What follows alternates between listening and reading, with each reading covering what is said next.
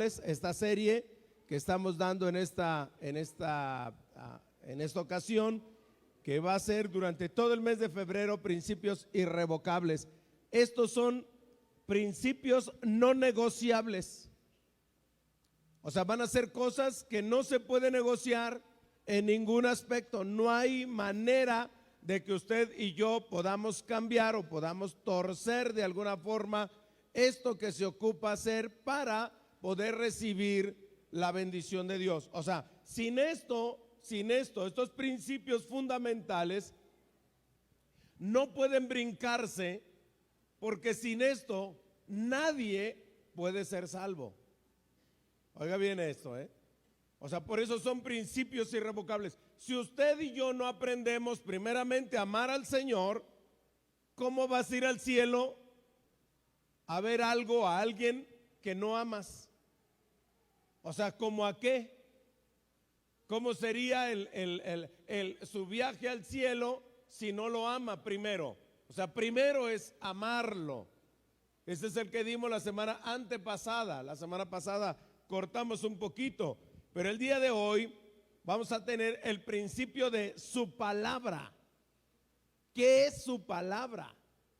O sea, en dónde se fundamenta, en dónde está la base. Y de ahí nos vamos a ir partiendo poco a poco en la semana, porque ya tenemos prácticamente toda la serie en título, pero obviamente requiere una desmenuzadita bastante interesante y profunda con relación a esto. Entonces, el principio de su palabra es un principio irrevocable. Usted no lo puede violar. O sea, no podemos brincar este principio, no podemos decir, voy a pasar este principio de su palabra, lo voy a pasar por alto. No se puede. Si alguien pasa por alto su palabra, lo está pasando por alto a él. Es decir, Dios y la palabra están fundidos, fusionados en lo mismo. Entonces, esto es tan interesante que de alguna forma usted puede emitir su opinión, yo puedo emitir mi opinión. Yo soy una persona que le gusta escuchar opiniones, usted le gusta, es una persona que le gusta opinar, pero recuerde que se dice que hay siempre tres puntos de vista: el tuyo, el mío y el correcto. El tuyo, el mío y el correcto. Pero a base de esto, algunos y yo entre todas las cosas que he estado viendo, hay una muy conocida con relación a la palabra que dice esta frase: 2 judíos, 3 opiniones. Son contenciosos de por sí, ¿no? Pero hay una anécdota media chusca acerca de un judío que fue descubierto después de años de vivir en una isla desierta. Una isla, solo estaba ahí. Sus rescatadores notaron que en esa isla donde estaba solo había construido 3 chozas. Y cuando lo rescataron le preguntaron, ¿por qué razón tienes 3 chozas aquí? Y dijo, una es en la que vivo y 2 son sinagogas. Y le preguntaron al judío, ¿pero para qué si estás solo? ¿Tú por qué ocupas 2 sinagogas? Una sinagoga es donde me congrego y la otra es donde nunca pondré un pie. O sea, a final de cuentas construyó algo para nunca pararse ahí, porque tenía que tener algo en contra de algo que estuviese ahí. Es decir, emitir una opinión contraria a lo que tenía ya de por sí. Qué sacrificio y qué cosa tendría que hacer esto. Ahora, Jesús mismo no se salvó de esta andanada de opiniones que había dentro de él y dentro de su ministerio, porque esto es algo que viene a partir de más de 2000 años atrás. Y recordemos la multiplicidad de opiniones que quedaron registradas en los evangelios, donde decían algunos, inclusive hasta Jesús mismo le preguntó a los discípulos en Mateo capítulo 16, versículos 13 y 14, por favor. Hace la pregunta el Señor y empieza a cuestionarlos acerca de ¿quién dicen los hombres que es el Hijo del Hombre? Y empieza la diversidad de opiniones entre todos los que estaban ahí. Y empiezan a decir, bueno, aquí hay una cuestión interesantísima en cuanto a esto. ¿Quién dicen los hombres que es el Hijo del Hombre? Les pregunta. Y empieza la diversidad de opiniones. Y uno empieza a decir, bueno, unos dicen, porque ellos no pudieron decir que había una sola opinión con relación a ellos. Unos dicen que Juan el Bautista, otros dicen que eres Elías, otros que Jeremías, u otros dicen que eres alguno de los profetas. Entre esos dos versículos estaba ahí obviamente una diversidad. La gente estaba opinando diferentes cosas, ignorando obviamente la palabra. Y de alguna forma, entonces el Señor tuvo que volverse a ellos y le dijo, ¿y vosotros quién decís que soy? ¿Y vosotros quién decís? Quiero oír ahora la opinión de los que están aquí para ver si los que están aquí al menos están de acuerdo o están en el mismo tono, hacia la misma ruta, si están pensando acerca de lo mismo. Juan mismo, Juan el Bautista, dudó en algún momento y le mandó preguntar en el capítulo 11 de Mateo, le manda preguntar en el versículo 3, ¿eres tú el que ha de venir o esperamos a otro? Oiga, pero si él lo había bautizado, él había hecho una operación poderosa, inclusive meses atrás, él estaba diciendo, este es el Cordero de Dios que quita el pecado del mundo. Él estaba diciendo eso meses atrás. Y después, cuando viene la cuestión adversa, en ese momento hace la pregunta, ¿eres tú el que había de venir o esperamos a otro? ¿Cómo si tú lo bautizaste? ¿Cómo si fue una señal que te llegó del cielo? Y la señal estaba viendo cómo el Espíritu de Dios descendía, señal para él, en forma de paloma y posaba sobre la humanidad de Jesús. Y le dijo, este es mi Hijo amado, en quien tengo complacencia. Le dio a él una indicación y luego pregunta, ¿eres tú el que había de venir o esperamos a otro? Qué interesante, si esto le sucede a Juan el Bautista, ¿qué nos esperamos nosotros? Que ni hemos pasado 40 días en el desierto, ni hemos pasado allá, ni comimos chapulines, algunos sí, pero ni comemos, pero lo comen de botana. Y él era su alimento, lo que tenía ahí. Líderes religiosos tampoco no pudieron identificar. Nicodemo lo llamó rabí. Algunos escribas se atrevieron a decir que tenía a Belcebú, dando a entender que tenía vínculos con el demonio. Algunos otros, incapaces de identificarlo, le preguntaban, ¿tú quién eres? Pilato también participó de las dudas cuando le preguntó, ¿eres tú el rey de los judíos? Ni siquiera cuando estuvo en la misma cruz se libró de la perplejidad que producía la persona estando ahí. Unos descendían, se burlaban y decían, sálvate. Otros decían, sálvate y sálvanos. Aún en la cruz, el que estaba a su lado, no sé si era Dimas o era el otro, Gestas, dicen que era Gestas y Dimas, que cuando estaban allá al lado uno del otro, y le dijo, si tú eres el Hijo de Dios, desciéndete, sálvate y sálvanos. El otro dijo, ni estando en la misma condición temes a Dios. Aún ahí había una serie de dudas, pero más sin embargo, este tipo de cosas son importantes saberlas, pero también de alguna manera sabes que están plasmadas ahí para que sepas que todo tiempo se ha dudado acerca de la palabra. Pero me llama la atención una cosa que tiene una profundidad exquisita, y es que de los 4 evangelios, fíjese bien, de los 4 evangelios, todos ellos comienzan hablando, más bien 3 de ellos comienzan hablando de la genealogía de Jesús, de dónde nace. Inclusive Mateo en el capítulo 1 comienza diciendo el libro de la genealogía de Jesucristo. Así comienza Mateo, hijo de Dios, hijo de Abraham, y el nacimiento de Jesús fue así, y te empieza a describir. No lo voy a describir porque no es este el tema. Marcos dice el principio del evangelio de Jesucristo, Hijo de Dios. Dice Lucas, inclusive comienza hablando del nacimiento de Juan el Bautista. Lucas se va un poquito antes del nacimiento de Jesús y se va a lo que era ahí. Entonces, cosas de estas pasan. Pero Juan llama la atención. Porque Juan capítulo 1, versículo 1, empieza de esta manera. Juan no tiene como punto de partida el nacimiento de Jesús en Belén o su crianza en Galilea. Esto es lo interesante de este tema. Juan no toma el punto de partida tampoco Juan el Bautista.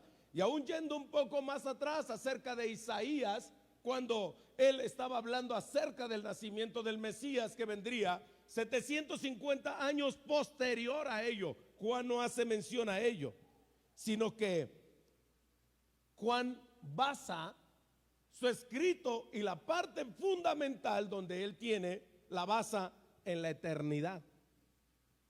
O sea, Juan toma un principio mucho más lejano todavía a lo que es el nacimiento.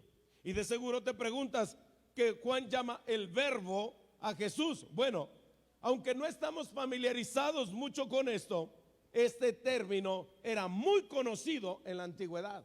Este término sí era conocido. Nosotros oímos el verbo en el principio. Juan arranca su escrito de esta manera: en el principio, antes de todas las cosas, era el verbo. Y la palabra era con Yahweh, y la palabra era Yahweh. Ahora, Juan tuvo una revelación no solamente del Apocalipsis, sino también de quién era la palabra. O sea, era el hombre que tenía una profundidad exquisita acerca de la relación que había. Juan normalmente en todo su escrito, en todo el evangelio, habla acerca de esa divinidad de Jesucristo y lo enseña de una manera tan puntual que nosotros tendríamos que estarlo viendo. Si usted mira el evangelio de Juan y lográsemos entender un poquito acerca de esa profundidad exquisita que el apóstol está hablando, hermanos, usted estaría del otro lado, pero bendecidísimo, porque sabría acerca de esas profundidades que el apóstol está hablando en ese momento. Esa palabra, dice la Biblia, el verbo era la palabra. Es decir, cuando usted llega y al momento de que ya estamos predicando la palabra del Señor, y cuando está ahí, usted oye desde la calle al momento de que llega, y usted dice: ya empezó la prédica, o ya empezaron los cantos. Usted oye cantar y usted oye a alguien y dice: está cantando Jonathan, o dice: está cantando Analí. Hoy está cantando Analí, porque llegó tarde, porque no vio cómo se armó todo desde un principio. Y cuando llega, cuando ya está la prédica, usted oye la voz de algún otro y dice: está predicando fulano, o está predicando el pastor. Pero usted no ha visto nada, usted solamente oyó la voz. Porque la voz va relacionada, o sea, la palabra va relacionada con la persona que posee esa palabra. O sea, quiero que me entienda un poquito acerca de esto. Es decir, si usted me está escuchando y usted está volteando para otro lado, usted escucha, identifica la voz y usted dice: es el pastor, es fulano, es sutano, porque conoce, identifica la voz. La palabra está unida perfectamente a quien la emite. Alguien dijo: soy responsable de lo que hablo, pero no de lo que los demás entienden. Es decir, la palabra que salió de mí es una palabra que lleva la responsabilidad de poderla decir. Entonces el Señor, cuando dio la palabra, la hizo precisamente, y Él dijo: en el principio era el verbo. Es decir, la palabra estaba unida, adherida. La palabra era Dios mismo. Escuche bien, entonces, esa palabra en el versículo 14, si nos vamos brincando ahí, y esa palabra, dice la Biblia, esa palabra se hizo carne. 1:14. Y esa palabra se hizo carne y habitó entre nosotros. Es decir, la palabra, al momento de que se hace carne, ¿cómo puede hacer eso posible? Jesús es la palabra de Dios hecha carne. Entiéndame eso. Es la palabra de Dios hecha carne. Por esa razón, cuando Él se paraba con diferentes tipos de personalidades, ellos le preguntaban: ¿quién eres? ¿Quién eres? Yo soy. Ese verbo habitó entre nosotros, vimos su gloria, gloria como del unigénito del Padre, lleno de gracia y de verdad. Y la versión Kadosh dice: la palabra se hizo carne y habitó entre nosotros, vimos su Shekinah, y la Shekinah del único Hijo del Padre, lleno de inmerecida misericordia y verdad. Entonces, ¿por qué la palabra es irrevocable? ¿Por qué razón le digo esto? ¿Y por qué tiene que tomar un punto importante aquí con relación a esto? Sencillo, porque la palabra es la mención del mismo Jesucristo, y la palabra es el mismo Jesucristo, y Jesucristo es la palabra de Dios hecha carne. Por eso el apóstol Pablo, lleno del Espíritu Santo, en Primera de Timoteo capítulo 3, en el versículo 16, él va a decir este misterio poderoso de que de alguna forma no se entiende tan fácil, pero al momento de poderlo leer, podremos descubrir qué cosas son las que están ahí listas. Primera de Timoteo capítulo 3 verso 16, y dice: e indiscutiblemente, sin discusión alguna, grande es el misterio de la piedad. O sea, la bondad de Dios tiene un misterio tan glorioso, tan grandioso, que no hay discusión en él, pero hay un misterio profundo que dice: Dios fue manifestado en carne.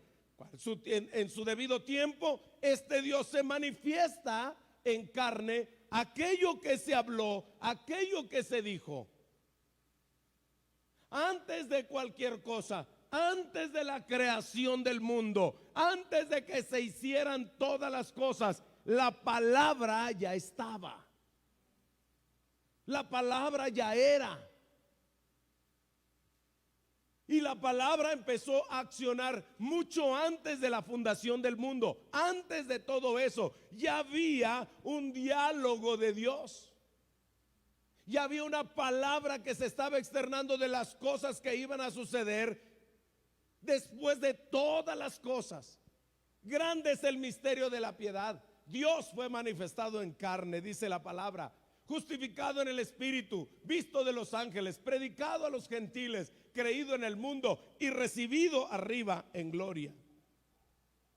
Por eso la palabra es irrevocable, porque en Mateo capítulo 24, en su versículo 35, lo dice Jesús de una manera muy sencilla. Habla acerca de las cosas que van a venir, pero está hablando acerca de la palabra. La palabra del Señor es algo que va a permanecer. Todavía el cielo y la tierra pasarán, pero mis palabras no pasarán. Es decir, la palabra del Señor seguirá siendo todavía eterna. Usted y yo, el mundo y los que en él habitan, todo lo que hay desaparecerá, estará, terminará, se finiquita, pero la palabra todavía permanecerá. La palabra todavía será, y la palabra seguirá siendo verdad. Ahora, esto es importante saberlo por el hecho de que cuando usted sabe acerca de esta palabra, usted entiende. Entonces, ¿quién eres? Yo soy la palabra. Yo soy la palabra de Dios. Ahora, Juan capítulo 8, en su versículo 24, tiene una discusión con el pueblo judío y entre ellos porque están basados precisamente en toda la clase de religiosidad que ellos tienen. Y en Juan capítulo 8 versículo 24, él dice: por eso os dije que en vuestros pecados, que moriréis en vuestros pecados, porque si no crees que yo soy, en vuestros pecados moriréis. Y viene una serie de preguntas con relación a quién eres, de dónde vienes.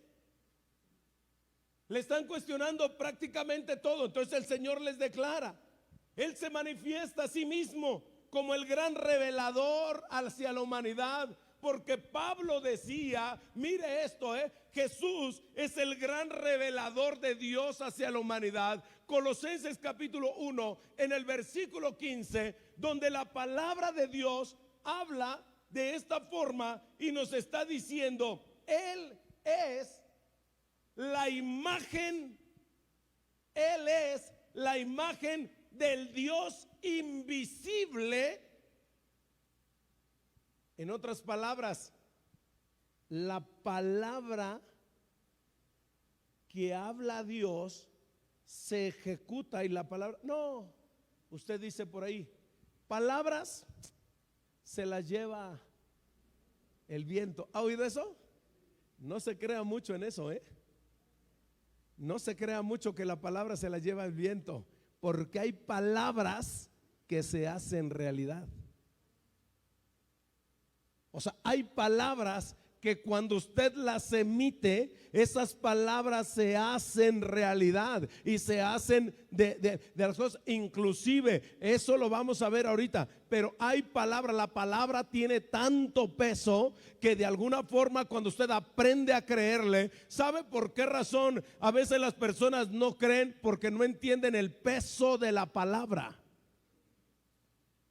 Cualquier cosa, sí. No, lo que usted tiene en la mano es una Biblia. Esa Biblia no es otra cosa más que la palabra materializada de Dios en su vida.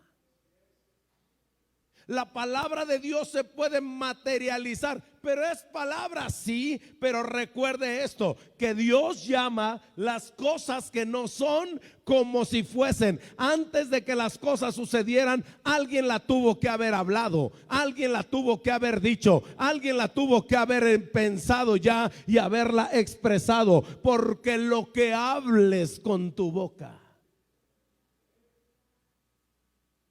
Por eso es importantísimo saber cómo es como nosotros vamos a expresar, o cómo es como nosotros vamos a hablar, porque la palabra lleva peso. Él es la imagen del Dios invisible, el primogénito de toda la creación. En otras palabras te voy a decir, el Dios invisible se hizo visible a través de la palabra, y la palabra es Jesucristo, y la palabra la tienes en tu mano en este momento. Lo que vienes cargando, que es una Biblia, es un compendio de libros inspirados por Dios.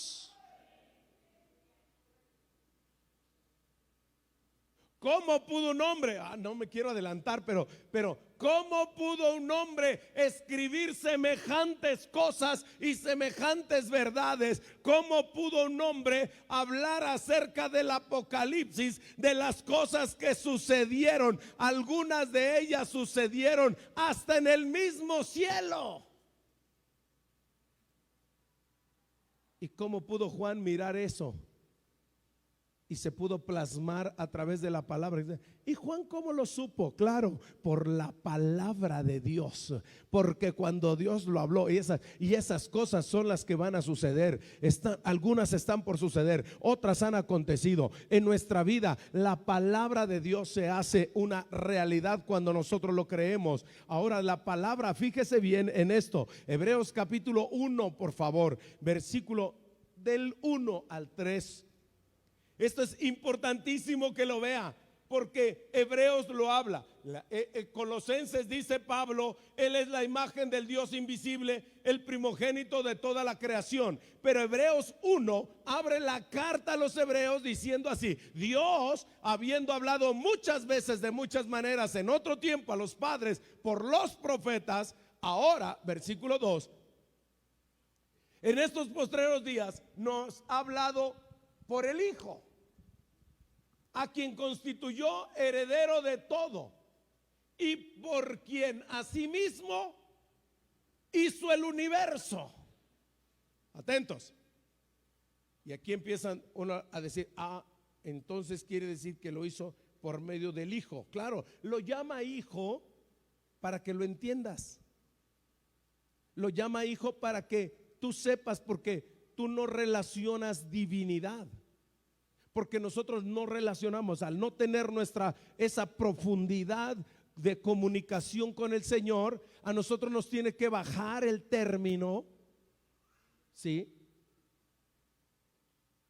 Le pongo otro ejemplo para que lo entendamos y regreso ahí. Cuando usted tiene a un bebé o a un niño que lo tiene sentado en su sillita y para que coma, y el niño dice, no quiero comer, no quiero comer, y usted sabe que necesita comer, aunque tenga hambre, pero no quiere comer por diferentes cosas, por caprichos, por lo que sea, pero usted le empieza a inventar algunas cosas, o le hace avioncito con la cuchara y empieza a hacerle ña, y abriendo la boca, y abre la boca, y al niño le encanta eso porque usted se bajó a su lenguaje. ¿Me explico?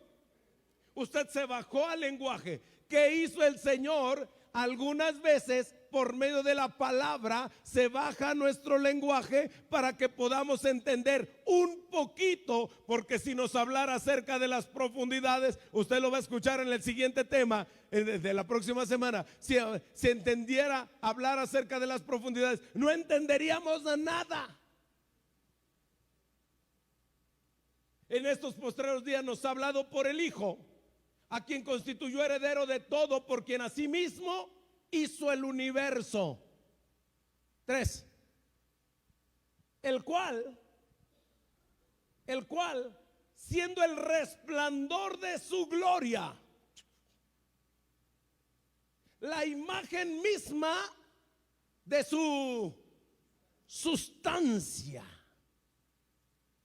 o sea, lo profundo, y quien sustenta todas las cosas con la palabra de su poder. Es decir, ¿qué tan importante es la palabra? Por esa razón Jesús les estaba diciendo, momento, chicos, si ustedes no creen que yo soy, en vuestros pecados moriréis. Si ustedes no creen quién soy yo, si ustedes no identifican quién soy yo, no hay espacio, no hay lugar. Es decir, Jesucristo es la palabra hablada de Dios. Jesucristo es la palabra encarnada. Aquello que se dijo se hizo carne. Ese es Jesucristo. Inclusive en Juan capítulo 14, en el versículo 5, por favor, que esto tampoco no lo entendemos nosotros fácilmente, porque hay muchas cosas que nuestro lenguaje no se entiende. Le dijo Tomás, Señor, no sabemos a dónde vas, ¿cómo pues podemos saber el camino? Y entonces Jesús en el 6 les dijo, yo soy el camino y la verdad y la vida. Nadie, oiga bien, nadie viene al Padre sino por mí. Escúcheme bien esto. Y adelantito va a declarar otra cosa todavía más poderosa o más profunda que esto mismo. Nosotros, no, el 6. Cuando entendemos esto, cuando hablamos acerca de eso, yo soy el camino. Él dijo, yo soy el camino y la verdad y la vida. Nosotros no sabemos de qué está hablando realmente. Pero en el tabernáculo, tenemos que regresar allá. En el tabernáculo, para poder llegar al lugar donde se encontraba el perdón de pecados, tenían que pasar por uno llamado el camino. Este es el camino por donde todos nosotros debemos de entrar. Este es el camino que debes de llegar, y te debes de meter a través de la puerta que se llama la puerta de la verdad, ¿sí? Para poder encontrar la vida. Esto estaba descrito en el tabernáculo completo. Había que pasar por el camino, entrar por la puerta de la verdad y después de ahí encontrar la vida. No se podía hacer por ninguna otra parte. No se podía. El tabernáculo, hermanos, no era un lugar que estuviera con cerca de alambre de púas o cerca de navajas, que estuviera así. No. Ese lugar estaba rodeado, sencillo, por la gloria de Dios. Nadie se podía atrever a brincarse, porque lo que lo rodeaba era un cerco de tela de aproximadamente 1,80. No era nada así, y era tela. No era una malla ni ciclónica ni electrificada, nada. Adentro había un promedio de $20 millones en oro. Y nadie se podía meter a robar el asunto que había ahí, todo lo que había, porque estaba cuidada y resguardada por la gloria de Dios. Los que entraban tenían que meterse por el lugar llamado la puerta. Jesucristo dijo: yo soy la puerta, yo soy el camino, yo soy la puerta y yo soy la vida. El que quiera entrar, ninguno va a poder entrar sino a través de mí, y reconocer que yo soy la palabra dada de Dios para poder encontrar y para poder entrar en la vida eterna. No hay nadie que pueda entrar, no hay acceso si no es por medio de reconocer a Jesucristo. No le voy a decir quién, pero hay algunos que traen una sombrilla, un morralito, un portafolios, te tocan la puerta y te venden unas atalayas. No le voy a decir quién son, pero ellos dicen: ¿quién es Jesucristo? Jesucristo es como el diablo, así. Y si usted ha platicado con ellos, si usted los ha recibido en su casa, está en un error. Dice la palabra de Dios que si alguien no trae la doctrina de Jesucristo, y que si alguien no trae la palabra de Dios en tu vida, bien, no le digas bienvenido, porque eso es importante saberlo. Entonces, usted no puede hacer eso, no puede jugar a eso. Este tipo de personas que pueden tener muy buena intención, pero ponen al diablo en comparación con Jesucristo. Dice: Jesucristo es un Dios como el diablo. Dice: el diablo también es un Dios. Y lo ponen. No, mi amigo, no, mi hermano, nada que ver, no hay punto de comparación. Jesucristo es la palabra hablada de Dios que se hizo carne, que sin él no hay acceso, que si alguien piensa diferente no tiene participación, que si alguien intenta entrar no va a poder hacerlo. Por esa razón dijo el Señor: yo soy el camino, yo soy la verdad y yo soy la vida. Nadie viene al Padre sino por mí. Si me conocieses, también a mi Padre conocerías, y desde ahora le conocéis y le habéis visto. Porque es la palabra hablada. Ahora, ¿qué tanta importancia puede tener esa palabra? Mucha. Algunos entendieron esta forma y la comprendieron bastante pocos, que ni aún en Israel se lograba entender esto. En Mateo capítulo 8, en el versículo 5, encontramos a un hombre que va a llegar y va a hablar con el Señor, y le va a hacer a rogarle por medio de una petición. Entrando Jesús en Capernaum, vino un centurión. Era el líder o el comandante o el jefe de una centuria, y este hombre le rogó y le estaba diciendo: dame el otro. Le estaba diciendo: Señor, mi criado está postrado en cama, paralítico, gravemente atormentado. Vea, Y Jesús dijo: yo iré y le sanaré. Pero vea lo que este hombre dice. Respondió el centurión y le dijo: Señor, no soy digno de que entres en mi techo, solo di la palabra.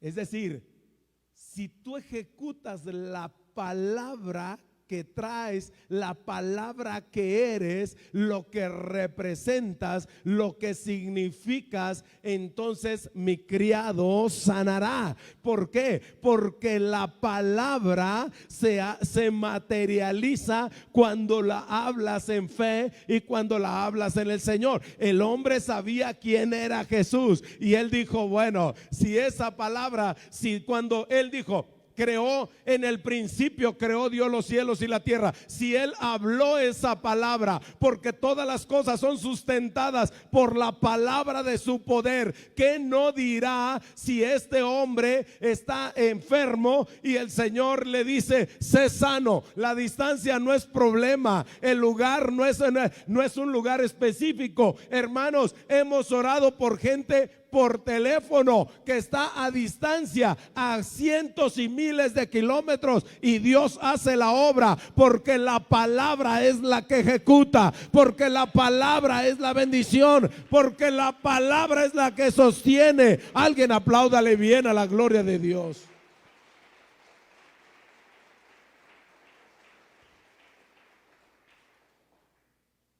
Y entonces es importante el asunto, porque este hombre, al momento de decir, él dijo: bueno, yo voy a ir, le voy a sanar. No, no quiero que vayas.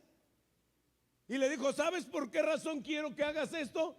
Porque yo también, siguiente versículo, porque yo también soy hombre bajo autoridad y tengo bajo mis órdenes soldados. Y le digo a este: ve y va, al otro: ven y viene, y a mi siervo: haz esto, y lo hace. Entonces Jesús, al oírlo, se maravilló y dijo a los que le seguían: de cierto os digo que ni aún en Israel he hallado tanta fe. Es decir, no encuentro a alguien que tenga conocimiento como este hombre, que no es del pueblo de Dios, que sabía el poder de la palabra.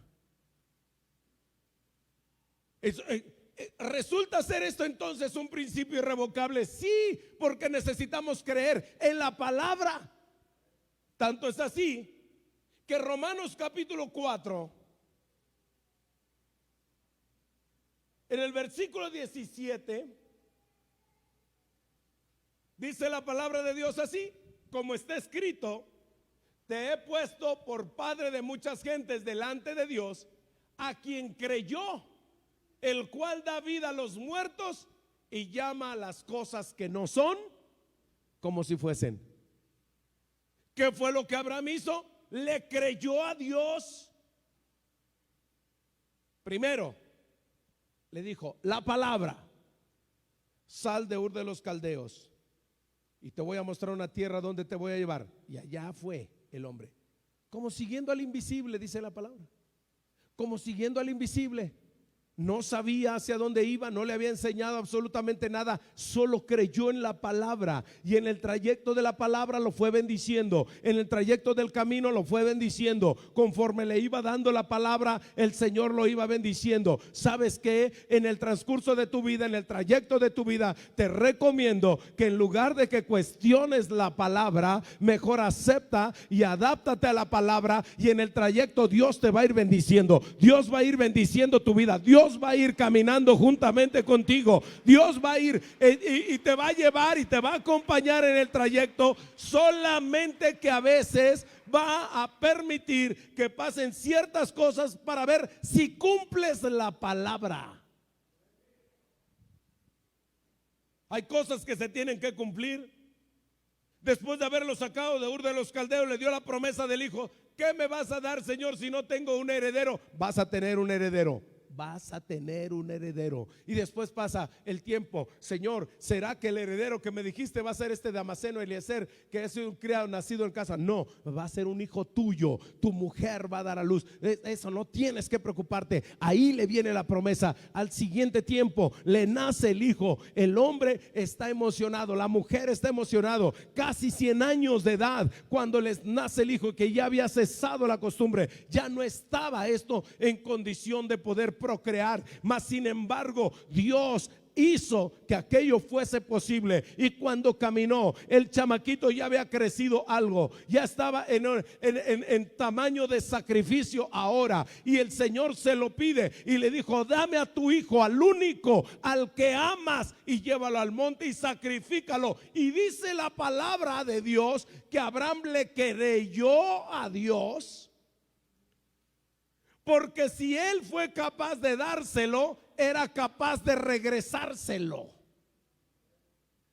Cuando le crees a la palabra incondicionalmente, tú caminarás seguro, porque estarás viviendo en la confianza plena de Dios.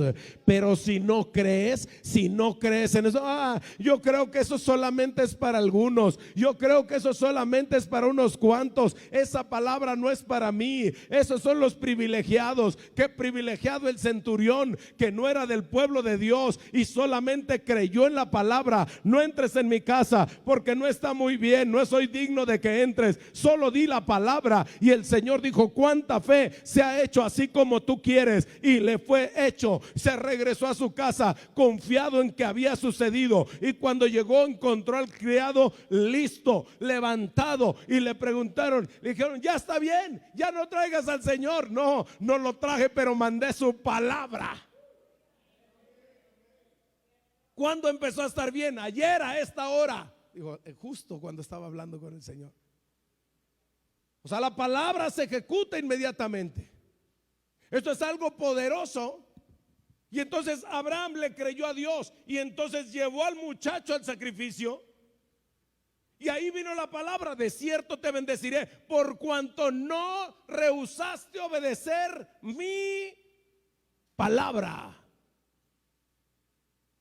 Porque la palabra se materializa. Entonces, poderoso. Ahora mire esto, por favor. Y voy cerrando aquí para que se dé cuenta de lo que tengo. Entonces vea que la confianza, atentos, la confianza es una suspensión de la certidumbre, de la incertidumbre con relación a las acciones que está a punto de mirar. Es decir, la confianza, usted cree en la palabra, y entonces la confianza suspende la incertidumbre, y aquello que no era posible ver, ahora es posible ver. Cierto momento, pasamos en el trayecto de la semana, veía a mi hijo Johan bastante afligido, y en ese momento me levanté, cerré, inclusive hablé con el hermano Omar y le dije: hermano Omar, no puedo ir a Oakland, necesitaba arreglar este asunto, y le dije a mi hijo: hoy lo arreglamos. No se veía cómo, no se veía por dónde, no sé. Le dije: hoy lo arreglamos, vámonos. Doblé mis cosas y le dije: vámonos. Tomamos el camino y empezamos a trabajar en lo que se ocupaba hacer. Y por ahí de las 9 de la noche, después de que habíamos hecho 9 de la noche, habíamos solucionado todo el asunto que se ocupaba. ¿Sabe por qué? Porque cuando le crees a la palabra, cuando confías en la palabra se va a materializar, aún sin nada. Aún sin nada. Porque recuerde que Dios llama las cosas que no son como si fuesen. Es ahí donde viene la bendición. Es más, en Hechos capítulo 27, en el versículo 20, esto me llama la atención, me impacta. De ahí le vamos a dar hasta el 24. Hechos 27:20. Y no apareciendo ni sol ni estrellas por muchos días, y acosados por la tempestad no pequeña, ya habíamos perdido toda esperanza de salvarnos. ¿Qué era lo que estaba ahí? El gran hombre de Dios llamado Pablo estaba en un barco para poder ir a Roma y ponerse delante de César, porque lo estaban juzgando, lo estaban condenando, lo llevaban prisionero en el barco. Entre ellos había marineros, había tripulación, había de todo tipo de cosas ahí, víveres y todo, lo ocupaban para eso y llevaban prisioneros aparte, y entre ellos iba Pablo. Entre todo esto los agarra un huracán, y en ese huracán pierden la esperanza, porque habían pasado varios días, pierden la esperanza de salvarse, porque están navegando de una manera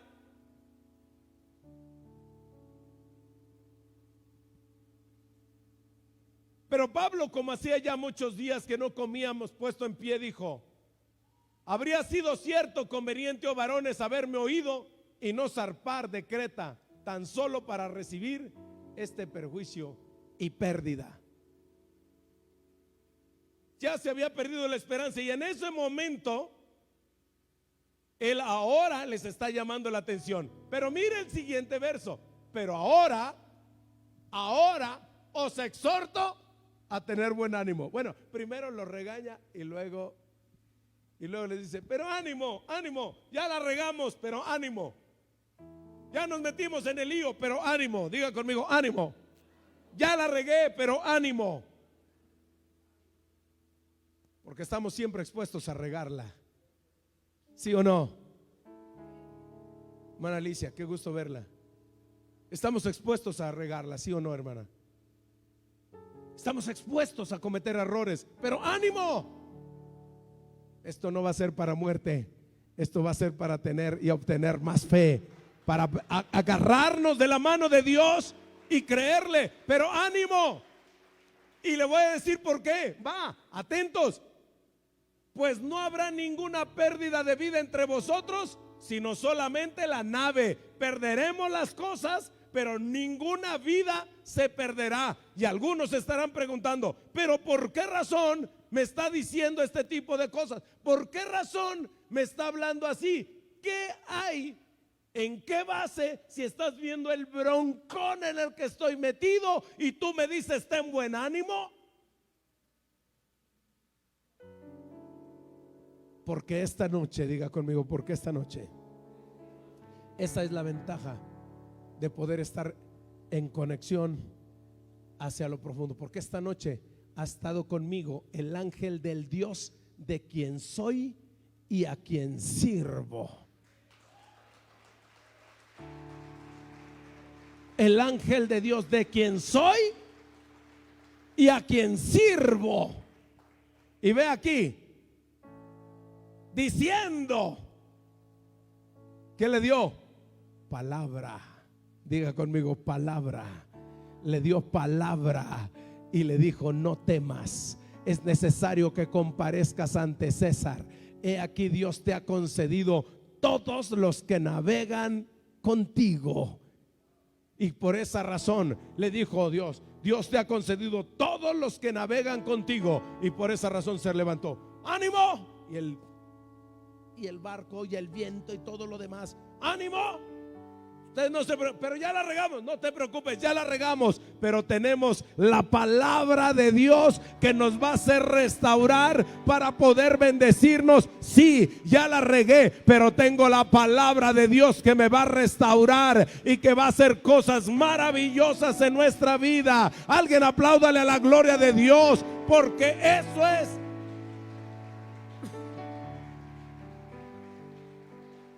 ¿Sabes por qué razón Pablo estaba tan seguro porque él sabía indiscutiblemente, él recibe esa revelación, indiscutiblemente grande es el misterio de la piedad. Dios fue manifestado en carne, es decir, la palabra de Dios se materializa, la palabra de Dios se hace, la palabra de Dios se ejecuta. ¿Quién entiende esto? En ese momento el apóstol Pablo, él dice: porque el Dios de quien soy y a quien sirvo me ha dicho que nadie se va a perder. Así es de que ánimo, coman, aliméntense y tiren las cosas que restan, porque vamos a zarpar, vamos a llegar a algo, vamos a pegar en algún lugar. Aunque se pierda la nave, nosotros estaremos seguros, estaremos confiados. ¿Por qué estás tan confiado? Porque la palabra de Dios me lo dijo. Porque la palabra de Dios se materializa. Cuando usted escuche algo de parte del Señor, usted tiene que aprender a hacer esa palabra suya. Y después dice, en capítulo 28 del mismo libro de los Hechos, estando ya salvo, se salvaron. 28:1. Estando ya salvos, supimos que la isla se llamaba Malta, y los naturales nos trataron no con poca humanidad, porque encendiendo un fuego nos recibieron a todos a causa de la lluvia que caía y del frío. Entonces, habiendo recogido, verso 3, habiendo recogido Pablo algunas ramas secas, las echó en el fuego, y una víbora, huyendo del calor, se le prendió de la mano. ¿Y qué sucedió ahí? Los naturales vieron que colgando de su mano, y unos decían a otros: ciertamente este hombre es homicida, a quien escapado del mar la justicia no deja vivir. Eso decían ellos, porque no sabían en quién confiaba Pablo. Él dijo: yo voy a comparecer ante César.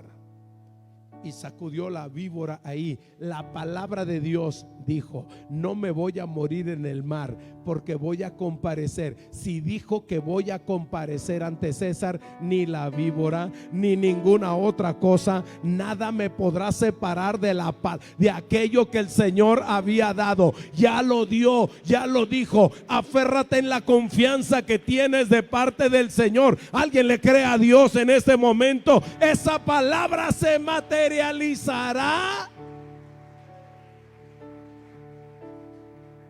Esa palabra se hará efectiva. Verso 6 dice: ellos estaban esperando que él se hinchase o que cayese muerto de repente, mas habiendo esperado mucho. Está bueno ahí para que le pongan la calaverita que está así. Yo aquí esperando a que mi hermano se muera, y está la calavera seca ahí esperando. Ellos están esperando a que Pablo caiga muerto, pero la palabra lo sustenta, porque todas las cosas las sustenta por la palabra de su poder. La bendición de Dios es la que enriquece y no añade tristeza con ellos. Ellos están ahí y viendo que ningún mal le venía, cambiaron de parecer y dijeron: este es un Dios. Dijeron: este es diferente.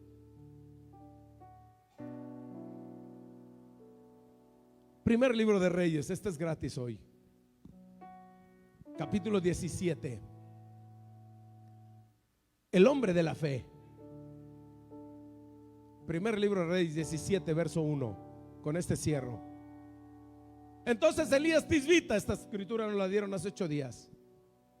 Elías Tisbita, que era de los moradores de Galaad, dijo a Acab: vive Jehová, Dios de Israel, en cuya presencia estoy, que no habrá lluvia ni rocío en estos años, sino por mi palabra. ¿Sabe por qué? Porque Elías Tisbita, atentos aquí, termine. Elías Tisbita sabía que la palabra de él era palabra de Dios. Él sabía que lo que él dijera en ese momento se podía materializar. Por mi palabra es cuando va a venir lluvia. No habrá lluvia, no habrá rocío, sino hasta que yo lo vuelva a decir, porque era un hombre que sabía que podía jalar la presencia de Dios y podía materializar el poder de Dios en su vida. Tanto es así que cuando va al monte Carmelo y cuando se juntan los profetas de Baal y de Acera, y cuando van a presentar el sacrificio, en ese momento le dijo: ustedes primero, porque ustedes son más. El que haga descender fuego del cielo, ese será Dios. Y ellos hicieron todo lo que nosotros ya sabemos. Pero dice la Biblia que a la hora del sacrificio Él acomodó todo. Y en ese momento dice la Biblia que Él empezó a clamar y dijo: Dios, sea hoy manifiesto que tú eres Dios en Israel y que yo estoy aquí por mandato tuyo. Enséñale a estos que tú eres el Dios que todo lo puede. Y mientras estaba con eso, ¿quién fue el que puso? Dios, escúchame bien, Dios le dijo a Elías, escúchame, Dios le dijo a Elías: haz y ordena todo esto que está ahí. Hagan una zanja, pongan leña, pongan un buey, pártanlo en pedazos. Para eso Dios se lo dijo. No. Pero el hombre estaba respaldado por Dios. Por eso a Saúl, cuando lo llamó el Señor y le dijo: va a venir el Espíritu de Dios sobre ti y te va a ungir con poder, y entonces cuando tú salgas de ahí vas a meterte entre los profetas y serás mudado en otro hombre, y cuando hayas sido mudado en otro hombre, todo lo que venga a la mano a hacer, hazlo, porque Dios está contigo, porque Dios va a hacer las cosas. ¿Sabes por qué razón el apóstol Pedro, cuando él estaba en la barca y que Jesús los envió al otro lado y que a las 3 de la mañana pasó por ahí, y cuando ellos miraron un fantasma y el Señor les dijo: tened ánimo, yo soy? Y entonces Pedro dijo: Señor, si eres tú, manda, habla la palabra y di que yo vaya caminando a ti sobre las aguas. Y el Señor le dijo: ven. Le dio la palabra y entonces Pedro se soltó y empezó a caminar. Escúcheme bien, Pedro no caminó sobre las aguas, Pedro no caminó sobre la tormenta, Pedro caminó sobre la palabra.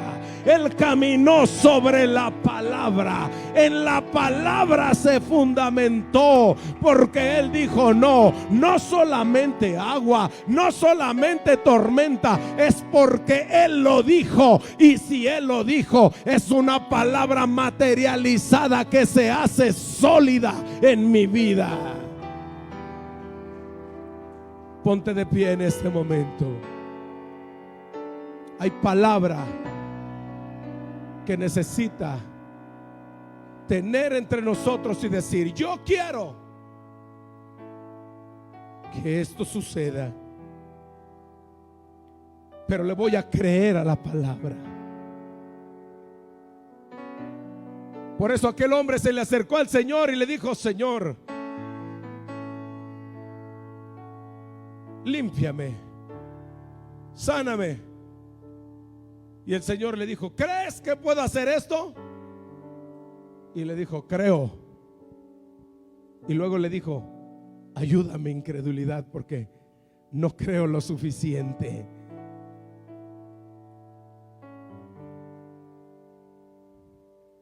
Yo te puedo decir el día de hoy, hay cosas que solamente por la palabra, pero tienes que decirlo y tienes que hablarlo, porque hay necesidades en nuestra vida. Hay cosas entre nosotros que no se pueden materializar, porque dices: ¿será? Bueno, eso lo va a ir la próxima semana. Pero este principio irrevocable que es indispensable en tu vida: no se turbe vuestro corazón. ¿Crees en Dios? creed también en mí. En la casa de mi Padre muchas moradas hay. Voy pues a preparar lugar para vosotros, para que donde yo estoy, vosotros también estéis. Y si me fuere y os prepararé lugar, vendré otra vez y os tomaré a mí mismo. Es ahí donde necesitamos hacer este acto de fe y decir: Señor, yo creo en tu palabra. Yo creo, Señor, en tu palabra. Porque ese logos es la palabra hablada y se materializa. Pero el otro rema de Dios es el de la orden y dice: se ejecuta. Y por eso el Señor dijo que cuando pases por las aguas, esa es palabra, cuando pases por las aguas no te ahogarás. Sentirás que te ahogas, sentirás que es el límite, sentirás que se acabó, pero no, cuando pases por las aguas no te ahogarás. Cuando pases por el fuego, porque vas a pasar, no te quemarás, ni la llama arderá en ti, porque tu Dios te sustenta por la palabra de su poder. Levanta tus manos en este momento. Estamos en algún momento de aflicción, sí, pero yo le creo a su palabra. Él siempre provee, Él siempre ayuda, Él siempre bendice, Él siempre tiene manera de sustentar, tiene siempre manera de siempre bendecir.